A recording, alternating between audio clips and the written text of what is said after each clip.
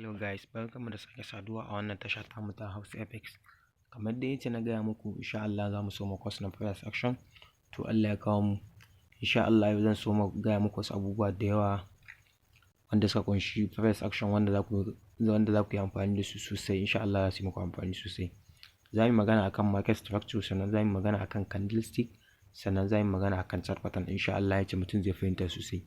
Kawai abin da muke so kamar subscribing, sabida ko da mun sa sabbin bidiyo za gani. Wannan course din da zamu yi na price action zamu yi shi ne part 1 part 5 insha Allah. Sabida price action strategy ne mai kyau sosai, wanda in dai haka da kai masa nasa insha Allah za ka dinga samun profit a cikin kasuwa sosai. Sabida baya ce za a yi mutum ya koyi abu bai tsaya mai da hankali sosai ya masa statement ɗinsa ba. Sabida kowa ka gani yana samun profit a kasuwa ko yayi, da abin da ka ga wani yayi a cikin trading kai ma za ka iya, sabida ko yayi za ku suna samun profit mai yawa. Duk da dai kasuwan nan ana losing ana profit, kawai abin da ake so ka tsaya ka focus na abin da kake koya sosai insha Allah za ka samu riba sosai. Yanzu za mu so mai magana akan price action ne, akan market structure. Wannan shine example da zan baku na market structure. Yanzu idan ku duba nan gun za ku ga nan uptrend ne, sannan kuma nan downtrend ne. Yace muke identify din market idan tana uptrend. Yanzu misali idan nan muna da low za ku ga an sa higher low, sannan nan ma muna da higher low. Yanzu idan kuka kalli saman sa, sannan nan muna da higher high a nan saman sa, sannan nan ma muna da higher high. Idan ku duba za ku gani higher high na gaba ya fi sama. Haka zalika idan ku dawo ƙasa kuka duba higher low na gaba ya fi sama. Yanzu da za a ce higher low nan na gaba ya dawo ya huce, dawo sai ya wuce wannan na ƙasan, to da za mu samu ila kasuwar daga uptrend za ta kuma downtrend ne. Misali kenan idan aka ce wannan low din wannan ɗayan ya dawo ya zo daidai da wannan ko ya zo ya wuce wannan, to kasuwa ta canza daga uptrend zuwa downtrend ne.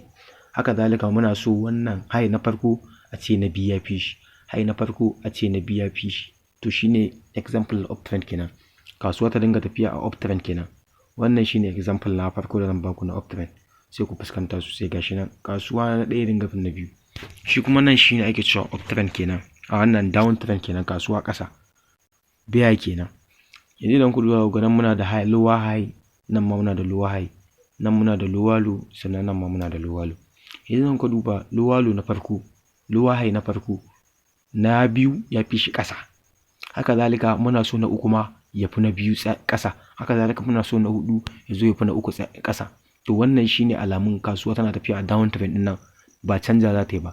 Haka zalika lower low din na gaba, lower low na biyu ya fi na farko ƙasa. Haka zalika na can biyu ma na can uku ya zo ya fi na biyu ƙasa. Yanzu misali sai aka ce wannan an cancel na abubuwa.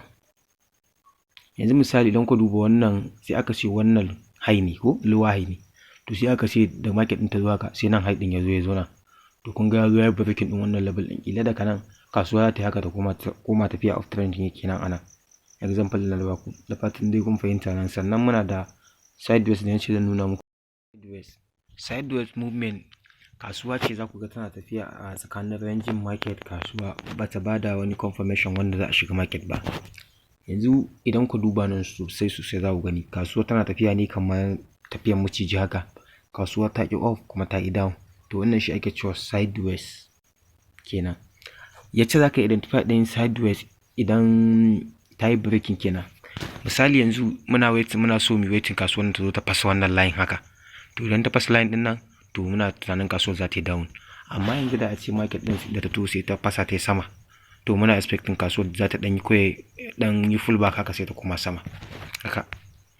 Nan ma haka idan ta yi haka sai ta dawo sama.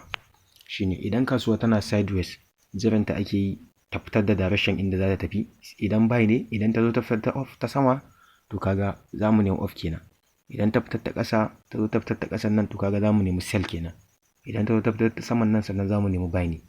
Haka sideways yake, ba wanda ya san ina ne kasuwa ta iya tafiya, sai dai an jira an bada wani confirmation ake da shi mai kyau anan. Shine sideways, wasu ke cewa kuma consolidation. Mun yi magana akan uptrend, sannan mun yi magana akan downtrend, sannan mun yi magana akan ranging sideways. Duk wanda bai gane ba zai iya mun magana ta wannan ta comment, ko wani abu da kuke so nuna muku akan microstructure ko dai wani abu dai da mutum bai fahimta ba akan wannan course na price action. Insha Allah next topic za mu yi shi akan candlestick ɗin da suka fi amfani a cikin trading. Insha Allah za mu yi magana akan su sosai wanda mutum ya kamata ya tsaya ya haddace, saboda candlestick suna da yawa sosai. To kaga tunda suna da yawa akwai wanda ma su da waya amfani, sai ka tsaya ka haddace su. Kawai in ka san masu important ɗinsu kaga shikenan, ba sai ka tsaya kana wahalar da kanka ba. Amma